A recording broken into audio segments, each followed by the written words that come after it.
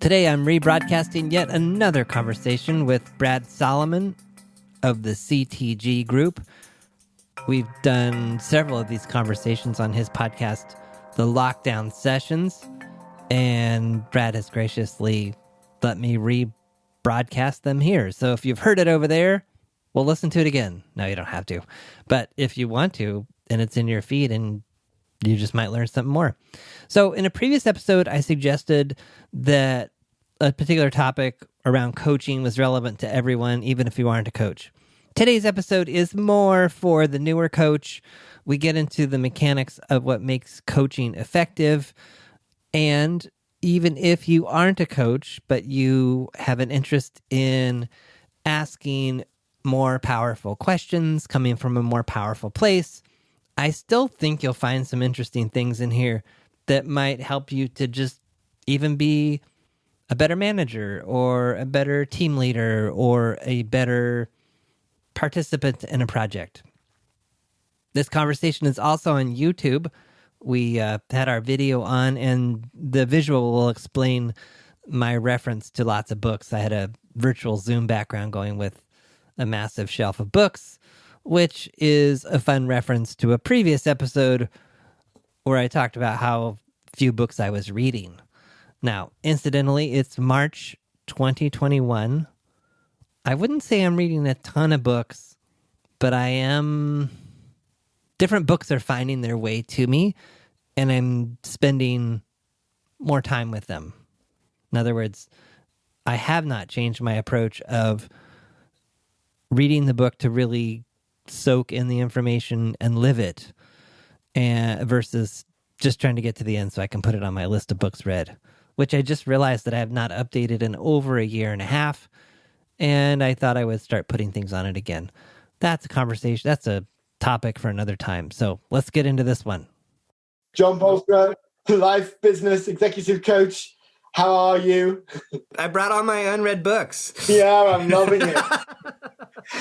Listen, could you just pull one down from the shelf and show me one? Yeah. How are you doing today? Oh, I want to ask a different question. Now I'm going to reverse. I'm rewinding. What have you learned this week? Ooh, I have learned this week that you do not have to answer every question that you're asked. I like that. That's a brilliant lesson. You answer the question that you want to answer, even if it wasn't asked. Right.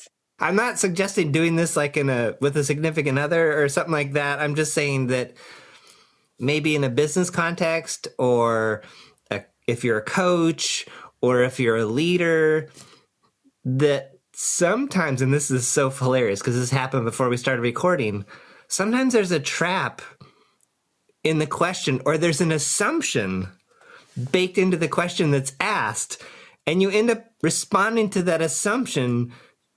There's some special term for this. I don't know what it is, but it doesn't work. So you asked me, what is it like to, you said, what is it like to live in a dictatorship or something? I did pose that question. Yeah, I didn't take the bait.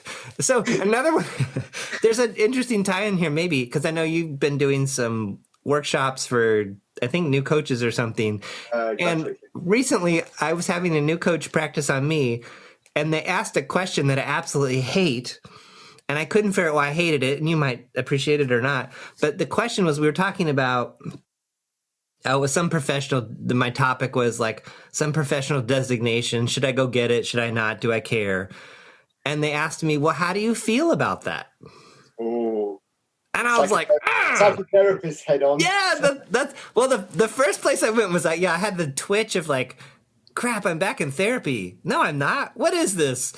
And then I was like, I just don't like that question. And then I remembered from my coaching training that was not a good question, but I couldn't remember why.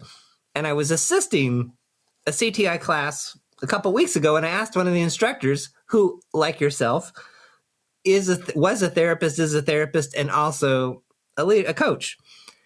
And her response was, there's an implicit assumption baked into that question that feelings that situations can make you feel a certain way. And her stance was, we're always at choice. I was like, oh, I love that. I totally believe we always have a choice, even when we're unconsciously choosing and feel like we don't. So how is that for like the long-winded, what's going on? How am I doing? Yeah, it's great because actually instantly it triggers for me that, and why it's not the best question to ask is because it has to be a balance. I'm, of course, interested in what people feel in a certain situation because that can govern how they act, right? Thoughts drive feelings, drive actions. It's cognitive behavioral therapy. But thoughts drive feelings, drive action. So to ask someone how they feel is not balanced unless you're comparing the difference to what they're thinking in a situation. So I could be in a situation where I think I'm right. I'm feeling annoyed. The action that I then display is 8-year-old super brat. So being able to distinguish between my thoughts and my feelings, for me, is like an emotional audit. But just to ask me how you're feeling, there's no benchmark to that feeling. There's no gap to analyze the relevance of that feeling. So for me, I would never teach coaches to, ask that question because unless you've got someone lying on your couch, it doesn't seem relevant unless somebody maybe needs to cry a little bit. Yes. And by asking them that question, you can trigger an emotion. Yes. And well, I don't know that I would try to trigger emotion, but in my own work, I'm speaking to what I'm seeing. So if someone is getting visibly angry or there's tears or they're just really distraught, I might ask them, what's here? Mm-hmm. But I'm not going to assume it's a feeling or that they're feeling a certain way. I mean, I also did a Myers-Briggs assessment recently with a team and found out that my particular one, like accessing feelings is really hard, which no surprise to me. So when you ask me how I'm feeling, it's like, I'm supposed to know and I don't know. So now I'm really screwed. Yeah. But actually, I think if you ask that question and someone doesn't know, that in itself can be quite liberating. Because we don't always know what we're feeling. I think it gives us a chance to audit ourselves, to look inside. Sometimes I wonder, and maybe this is more from a therapeutic approach than a coaching approach, but people aren't always that comfortable to look deep inside, in spite of the fact that they know everything they're going to see. Right? Because there isn't anybody who knows me better than me. Right. In spite of what my mum might say, which, apart from my mum, there isn't anybody. So, don't misguidedly assume that because I'm smiling, I like you.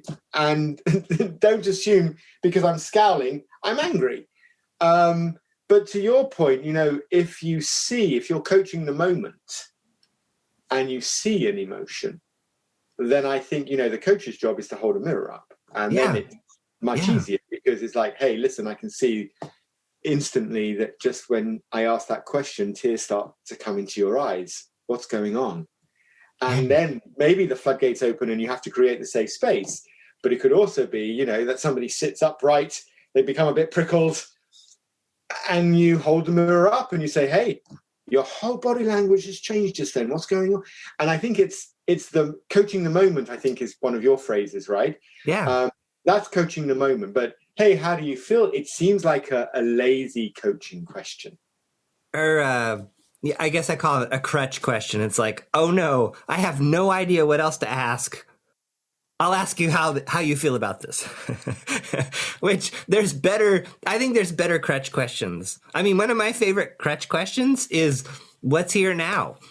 Or, I have no idea where to go next. My mind is blank. What's coming up for you? Yeah. Yeah, there is that sense, isn't there, with when training coaches, when working with coaches, that the coach always has the question. And I know that, even on a workshop recently with this group, one of the questions that kept coming up was when they're practicing mini coaching conversation, like not role plays, more skills practice, they're getting caught up in this idea of they're trying to listen, but they're trying to work with a new model in front of them. And they're trying to work out what the next question is. So they're not really listening. And it's like, that is not a virtuous circle.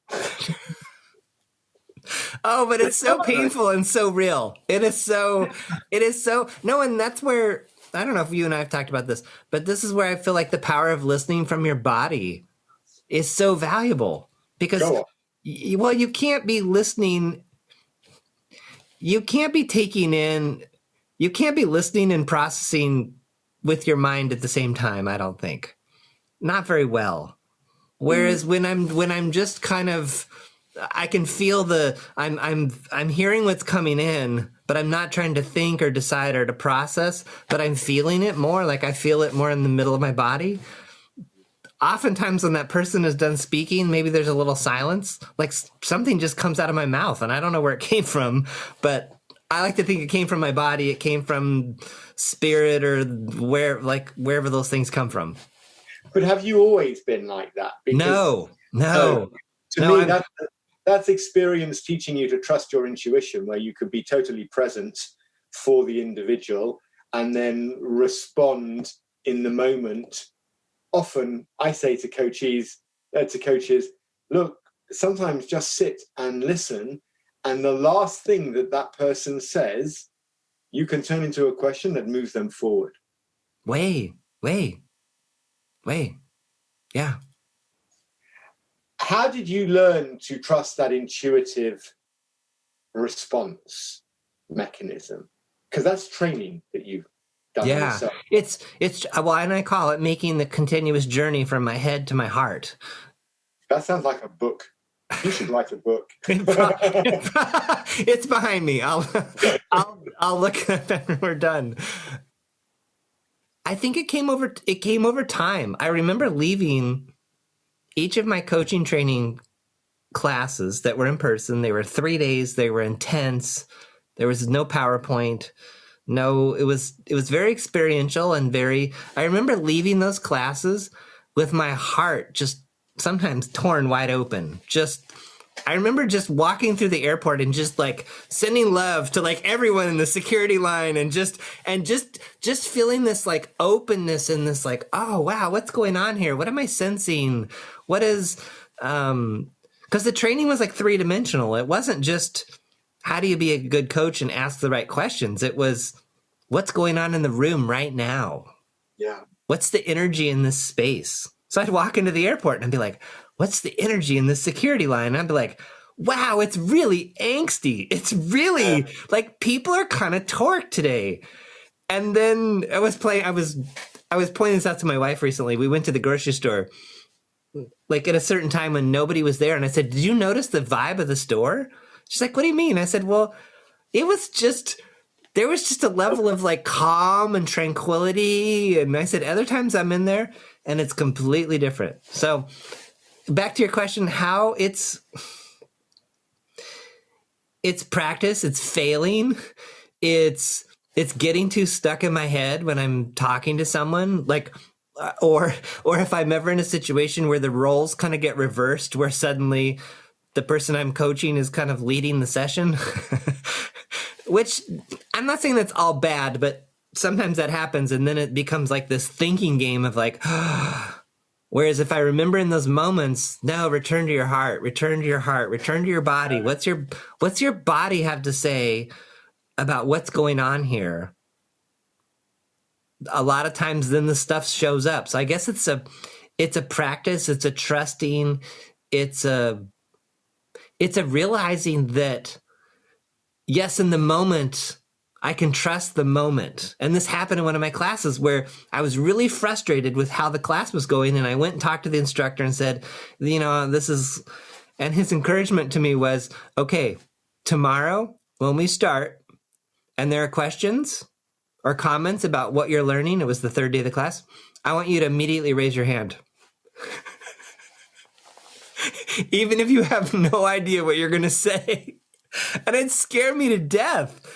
I can't remember if I did it. I think I was like the second or third question and I didn't know. Like I just raised my hand And then he called on me and I said something and I was like, ooh, this kind of works. Like this kind of something came to me in the moment. So it's a practice. I think for coaches who are in training, there's a sense of having to learn the structure and the process of coaching. And it's so easy to get, and actually it is easy to get caught up in the process, but it's also easy for you and I to sit here with experience of coaching and say, no, don't get caught up in the process. No. You and I both know Tim, and we'll leave it just as Tim. Oh yeah, I love Tim. And I worked with Tim last year on developing him as a coach. And he said to me in the third session, he goes, Brad, and Tim is like super laid back. I always used to say to Tim, if he was any more laid back, he'd like float under the door. And he's saying to me, Brad, this whole formulaic approach to the conversation, I can't bear it, basically. I don't even think I'm so worried about which stage of the model am I at that I know, you can hear him saying this probably, that I just can't be coaching. And I just said to him, listen, next time you're in a session, forget the model. Don't go in with a model. Just go in wanting to understand the story more. Just take it from there. Trust that your questions are right going to cut to the core. And you know what? He sent me a recording of this session. He spoke less. He spoke with vigor when he asked a question. And at the end, the guy said to him, his coachee, that was a really powerful session. Thank you. And in that moment, Tim totally tipped and became a high-level management coach. I love it. Because he forgot the process. I love it. He now knows the model. He knows grow and gold and drops and coach Oscar and all the models that are out there. But what he actually does is he listens and he just asks simple questions. Simple questions. Because it's the simple questions that are the most difficult to answer and the most powerful to ask. There's nowhere to hide. Right? You don't. Somebody shared with me, was it yesterday? It was a brilliant question. She just said to me, what do you want right now? I went, that's brilliant. I said, where'd you get that question from? She goes, no, it's my favorite question. When people are stuck, I just say to them, what do you want? What do you really want? Mm-hmm. And people aren't comfortable saying that out loud. It's almost as though they don't have permission to be completely honest. And I think those simple questions, the models are there, yes, they're structured approaches and formulaic approaches to a structured conversation. But the magic of coaching comes in the simplicity of the question that they haven't thought about answering. Mm-hmm. If I try and intellectualize it, I just disappear up my own backside. Horrible image for anyone listening or watching our episode. Take me back, though, to this sort of trusting your intuition, because what happens when you do trust that intuition? You do ask the question, and then you're faced with, a completely blank response. The lights are on, no one's home. That person can't think straight. Nothing's coming out. Do you just leave it in silence? How do you handle the time when you've got that coachee that can't respond to that simple, brilliant, intuitive question?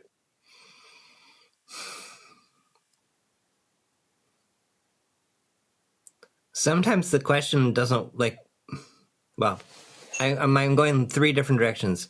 One, I guess, with intuition that I learned early on, not from myself, but someone I was practicing with, is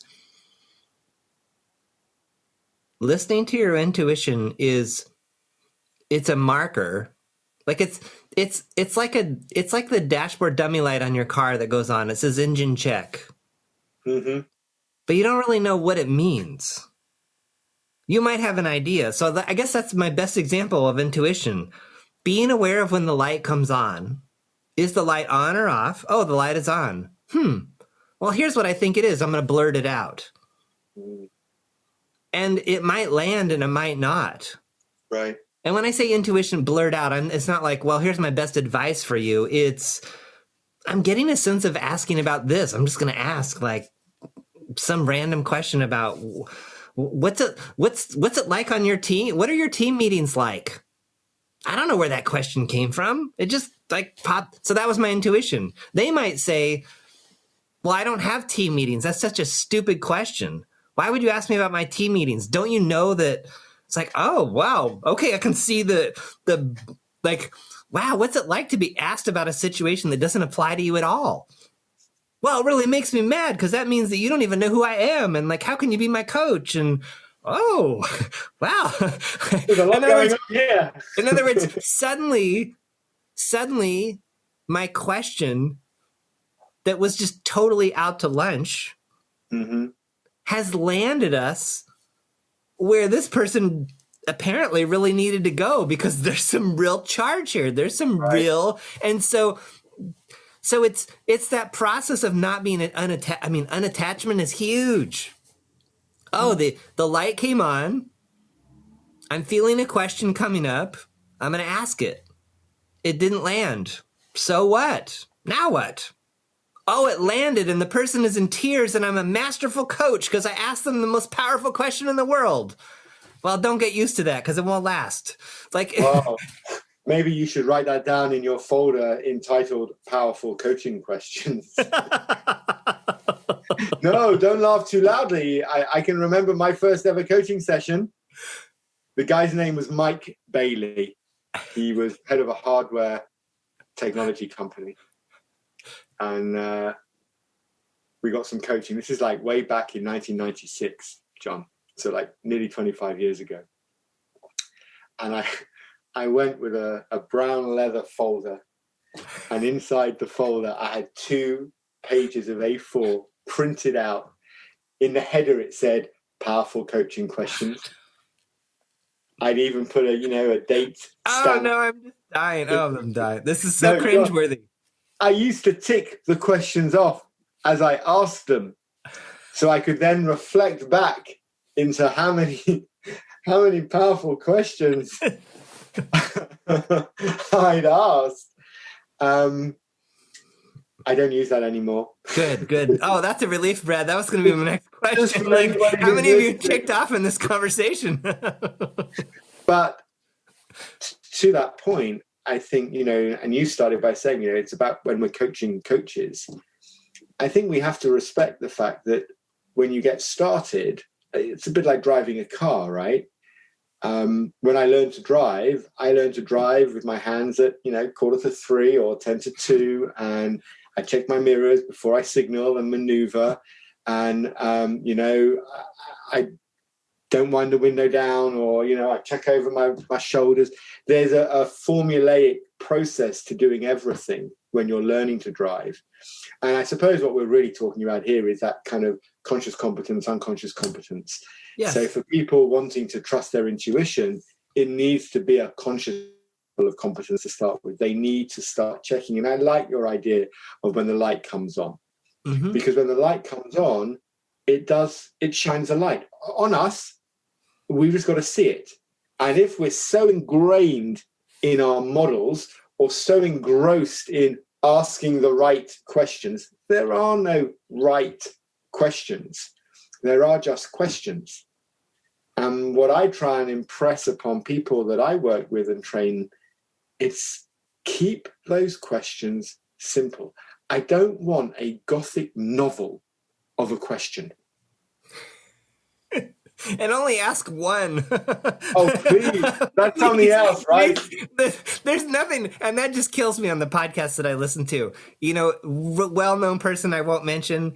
They'll ask like 3 questions. Then they'll do their own mental processing about the questions and the situation they just asked about. And by the time it gets back to the person they're interviewing, the person's like so confused, like, oh, they'll be like, that was a really great question. And it's like, well, which one?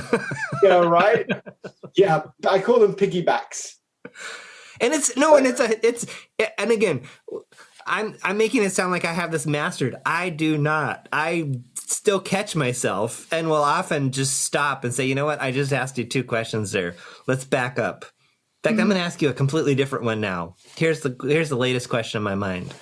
But back to your whole thing of like, how do you do this? Now, I got this from my own coach recently. Like I had a whole agenda, and his response to like half of my topics was listen better, listen better, listen better, listen better. And so it's in that listening better that you listen to them and you're listening to yourself. And especially if you're in touch with your body, sometimes someone will say something, I'll get a shiver. To me, that's an immediate cue that something happened. And a lot of times, all I have to do is say, that just gave me a real shiver. I'm not even sure what it means. What's going on over there? Oh, yeah. When you asked me about this and I shared this and that led to this, that just unlocked this whole new idea that I have for like what we could do next year in terms of this new product. Oh, okay.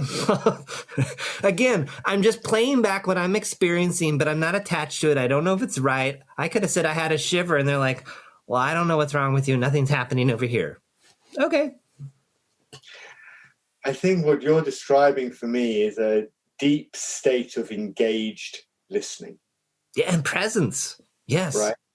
Because I'm not here to answer your questions. I'm here to question your answers.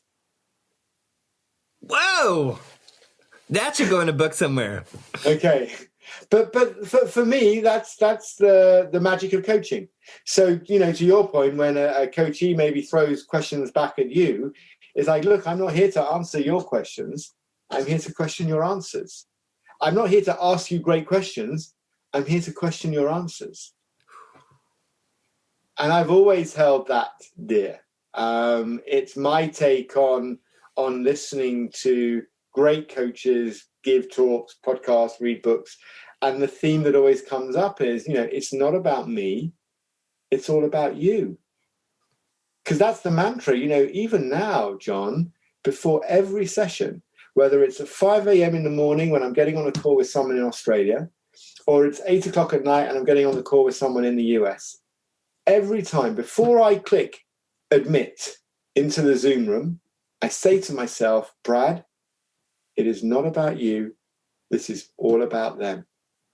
And that somehow centers me into this deep, engaged listening where if they are willing to pay me for the next 90 minutes, the very least I can do is be totally present. So it's not about me. Yes. I think that helps the engaged listening state that then helps me move quicker to a point of being able to help unlock something in them, which will make it a valuable session. Yes. And I would say, like, back to the new coaches, they're like, but how do I do this? I love that gave me a shiver as you were sharing that. I have a different ritual, which is I like to have at least 5 minutes. 15 is ideal. Everything's set up. I'm at my desk. I'm just chilling. There's nothing to do. And in my best moments, I close my eyes for 10 minutes and then maybe open them 5 minutes before so it doesn't look like I've been asleep. But it's a complete like stillness. And it's like the mental thing of, John, return to your heart. Get in your body. Are you in your... And so I can do it in a couple minutes now. I'm just sitting just silently and just kind of feeling it just sink. And it's like, okay, if I'm coming from there, I know everything's going to be okay, even though I have no idea where this is going to go. I might even be nervous. I might even be like, oh, I'm really... Finally, after almost 5 years, I'm going to probably screw it up today. And then it doesn't happen. But yeah. We did a really good exercise yesterday, actually. So we started a program yesterday with a client on developing accredited coaches internally for this client. And I wanted to show the difference between kind of having a mentoring sort of role when you think you're coaching. Fake coaching. Right? And when you're actually coaching and listening. So I gave them this first exercise where they had to ask, so what's the latest challenge you've got on your radar right now? And then coachee talks for a minute, and then the coach gets to give them advice on how they can fix this problem, and they get up to 60 seconds to do it. So they go into a little breakout room, they do this exercise, they all come back laughing, and some of them are going, oh, wow, I got some really great advice, and it's great, right? It's set up perfectly. Next time, we swap the rooms around, so you're now with somebody different, so you can bring up the same problem. They bring up the problem. This time, the coach has 4 minutes and can only ask 5 questions. And I've given them the questions, so they can ask them in any order. They're the kind of questions that will land at any time. And they're really simple, like, what should your attention be on right now? What do you really mean by that? What do you really want right now? What's getting in your way right now? You know, they're, at any point you could throw that question in, and then the person would have to keep moving. And then I brought them back into the main room, and it's like, okay, so how was that?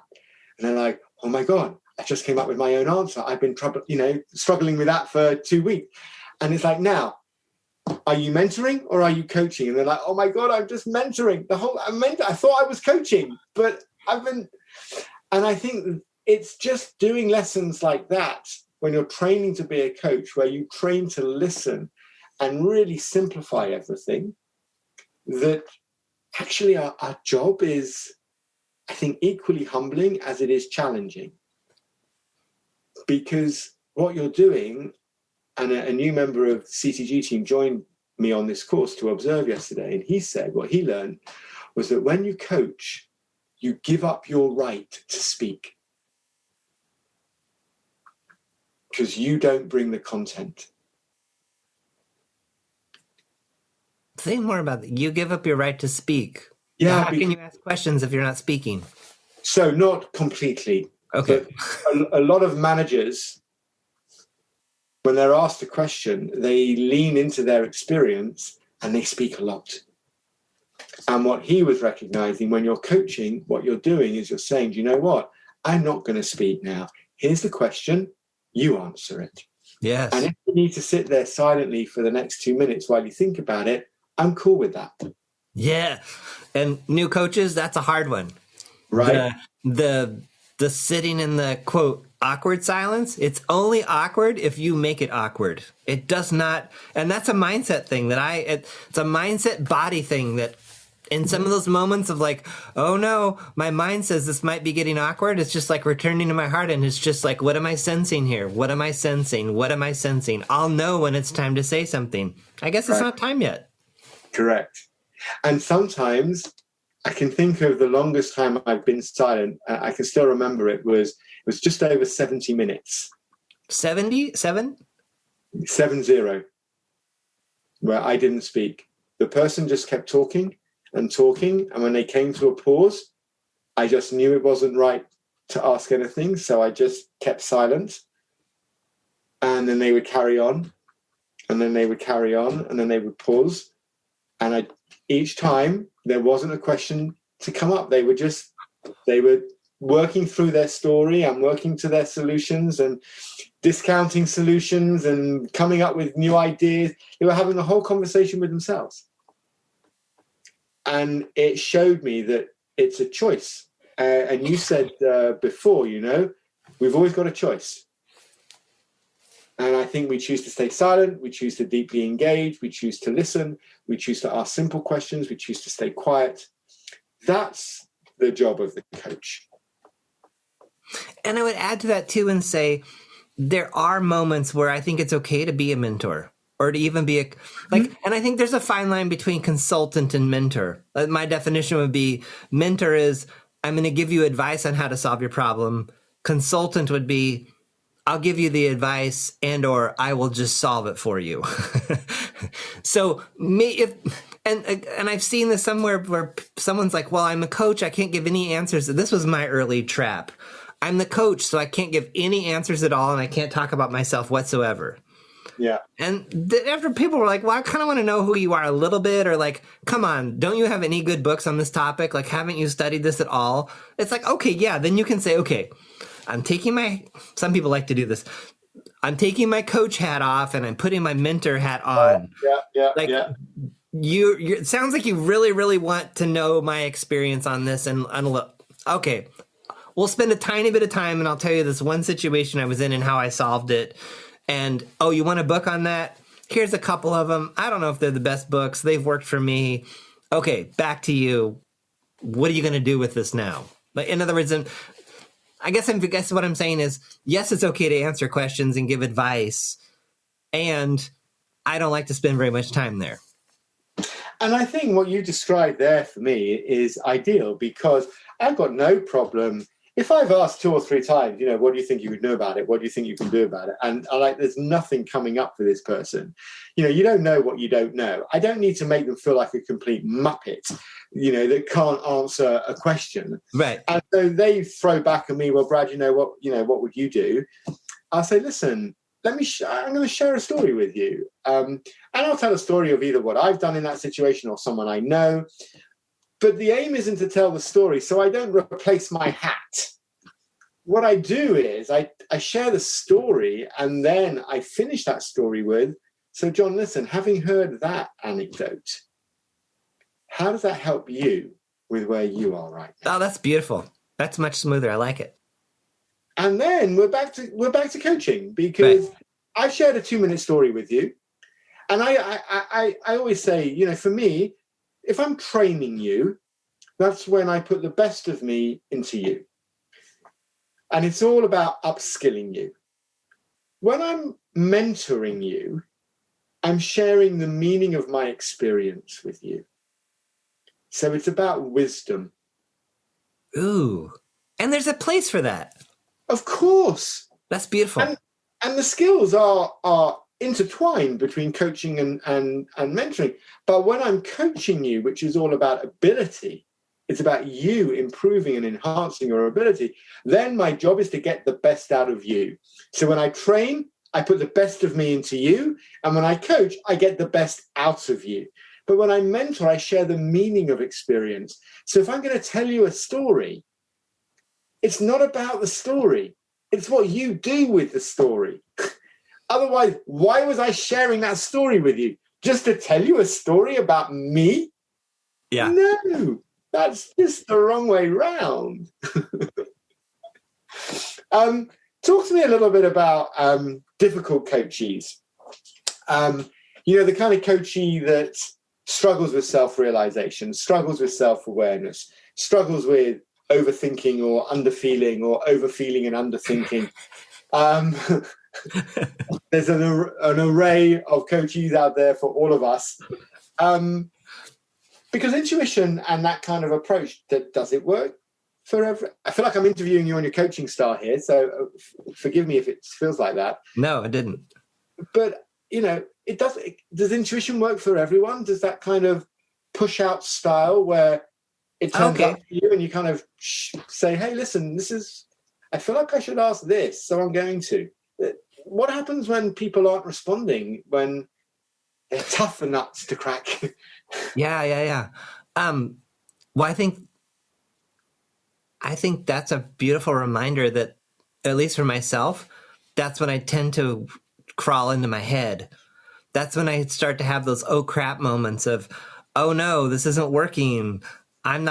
This isn't going to work. What will I do? In other words, that's when I start living in my head more and more trying to strategically respond to them versus the intuitive presence, what's going on in my body, what am I really sensing here? In other words, the tables just got flipped, and not the tables flipped, and I'm not, in other words, wait a minute, we're no longer coaching, and am I making up a story that oh no, I'm not the coach anymore, I've lost control of this session, what does this mean, what do I do, if I get all caught up in that, right, I'm not listening for what's really going on, I'm not speaking to what's happening, I'm all in my head, I've lost the plot as a coach.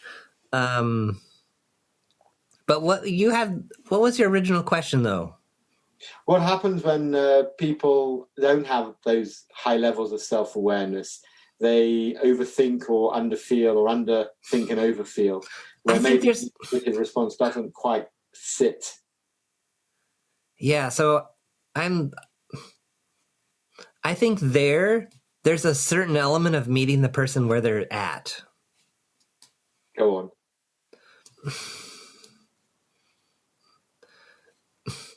Maybe in those situations, there's a little more mentoring than there is coaching. Mm-hmm. Maybe there's a little bit more, I don't know, cultivation of their own awareness of. So you have to feed a little bit in order to kind of. Yeah. And I would say I don't have that much experience with these, but when I have had them, like one I'm thinking of a couple years ago, I happened to be talking to a really masterful coach about this.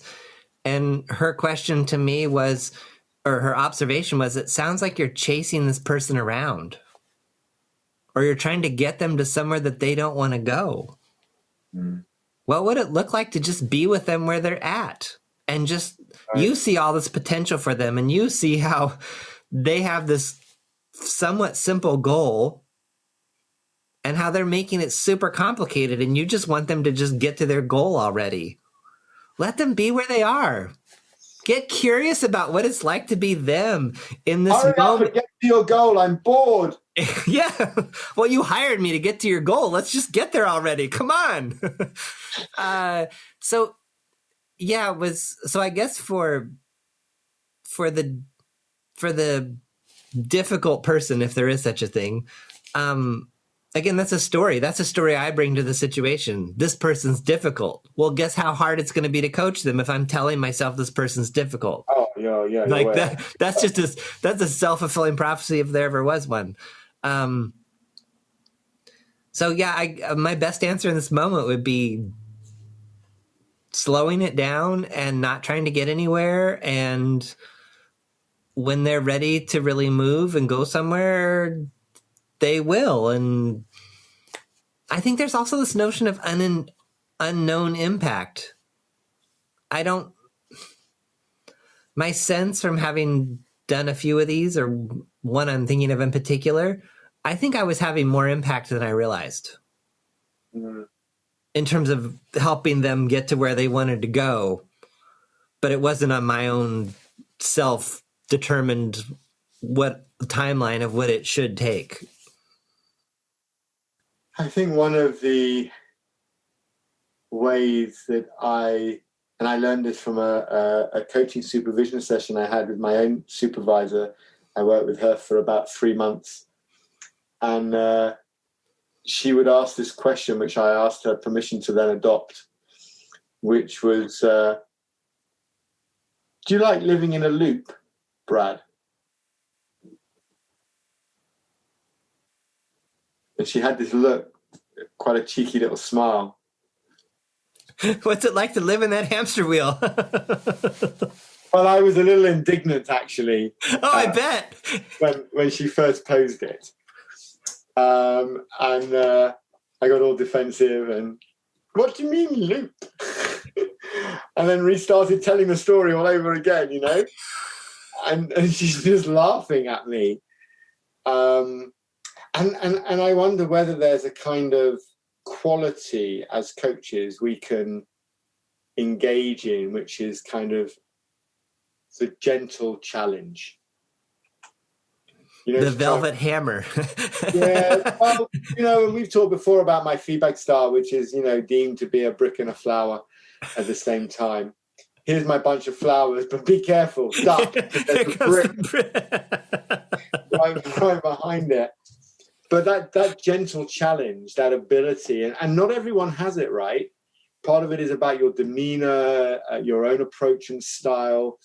And I know that there are times when I've used that question where I'm consciously smiling, I'm being a little bit cheeky. I'll even say to them, sometimes I'll even ask permission, listen, can I be bold here? And they're like, yeah, be bold. It's like, well, look, this is the 5th time you're telling me that story. I feel like we're living in a loop. What's that about?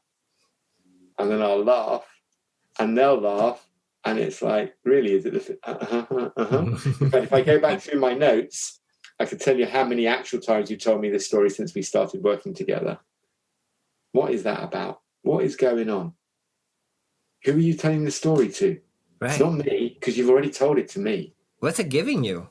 Right. And then he goes back to the simple question, so what do you really want?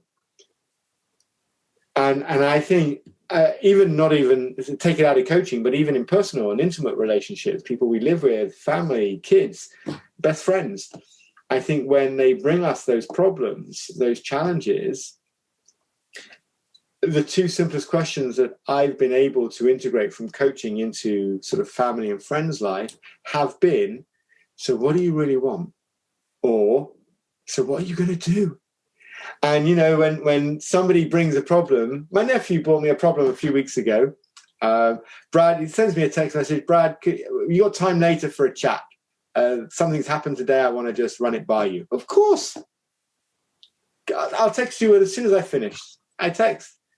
Call me when I'm on my dog walk. Okay. So call up, chit chat. And then, so what's going on? They tell me the problem. And all I said was, so what are you going to do? In this kind of almost inquisitive, childlike way, so, well, and off they went. And I went, oh, brilliant. That sounds like you know exactly where you're going. And I think as coaches, our only job is to help move people forward. Yeah. It's not to help them solve things. It's not to help them feel better.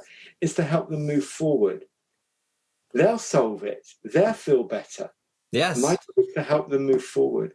And I think that's kind of, for me, has always been the legacy I want to leave at the end of a coaching session. So when I'm coaching coaches, I always say to them, simple questions, make it all about them, intuition as well, learn to trust it, and don't worry about what's the next great question. Doesn't exist. Listen, there are some, I call them magical questions, but yes. What I mean by that is, if you had a magic wand and could wave it around, how would things look differently? I don't mean it's a magical question that's going to change everything. Right. It's a magic question. It's when you put your Harry Potter on and, you get your wand out. It's your Expelliarmus. For Harry Potter listeners, who anybody else obviously won't know what that spell means. Including me. I am not into Harry Potter at all. I couldn't even finish the first book. Well, I only read the first book and then just watched the movies. But we know about both of us and books. Let's not go down that somewhere. John, listen, take me full circle. Yeah. We started with this idea of, and you raised it, coaching coaches. If there was a tip you could give to people training to become a coach or wanting to integrate coaching into their kind of communication exchanges, and you're only allowed one tip, not three, what would be the thing you would say to people?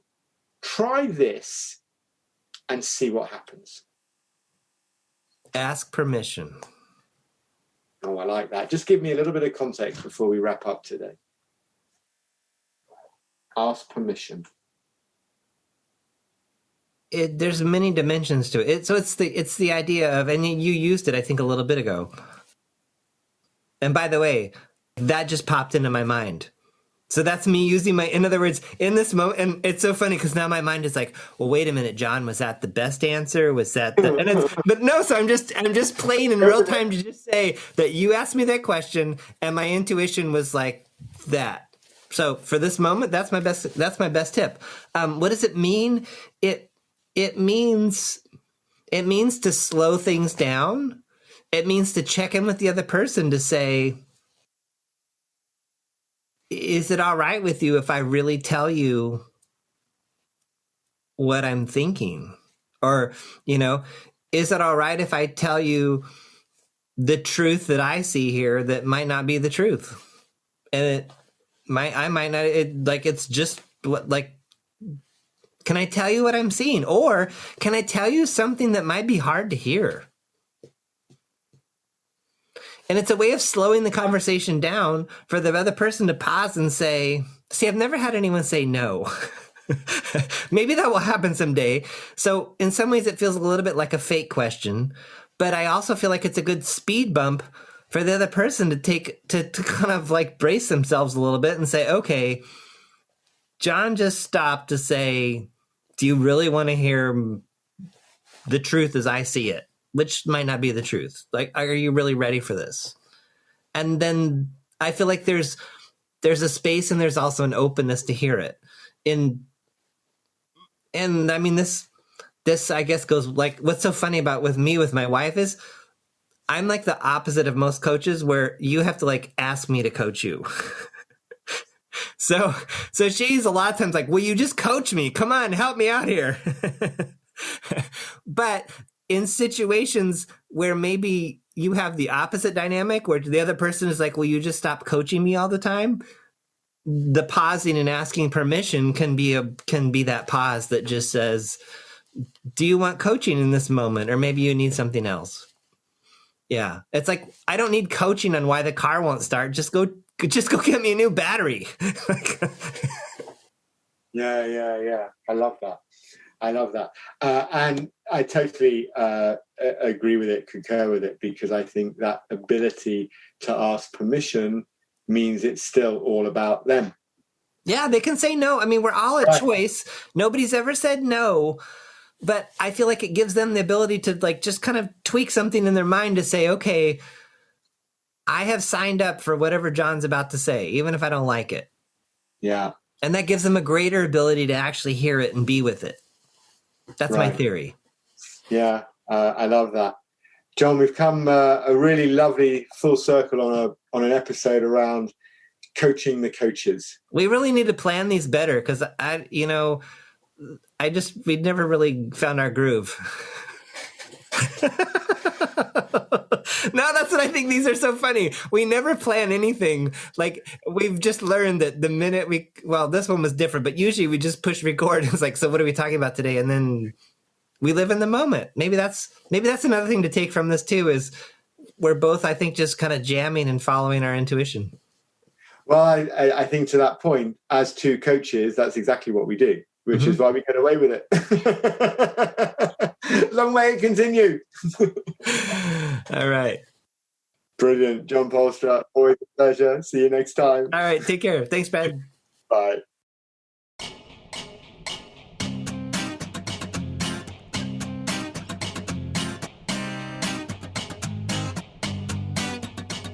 Thanks for listening to The John Polstra Show. Notes, links, and all that other good stuff for this episode are at johnpolstra.com/podcast. Send your questions, ideas, or a simple hello to podcast@johnpolstra.com. Want to stay up to date on new episodes and receive notifications of upcoming events? Register your email address at johnpolstra.com/updates.